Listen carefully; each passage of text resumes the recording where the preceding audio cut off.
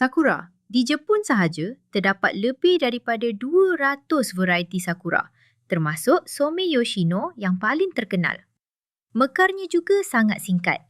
Biasanya, hanya sekitar 1 hingga 2 minggu sebelum gugur ditiup angin. Inilah sebab utama tradisi menikmati bunga ini menjadi begitu istimewa. Ia mengingatkan manusia tentang sifat kehidupan yang sementara. Menariknya, kebanyakan pokok sakura yang ditanam untuk tontonan tidak menghasilkan buah yang boleh dimakan. Berbeza dengan pokok ceri biasa, sakura lebih dihargai kerana nilai estetiknya. Namun begitu, bahagian tertentu seperti bunga dan daunnya boleh diawet dan digunakan dalam masakan tradisional.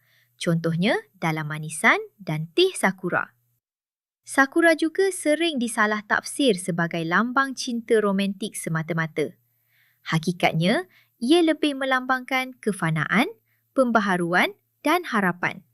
Dalam budaya moden, bunga ini menjadi simbol permulaan baru, terutamanya apabila ia mekar seiring dengan permulaan musim bunga dan tahun persekolahan di Jepun.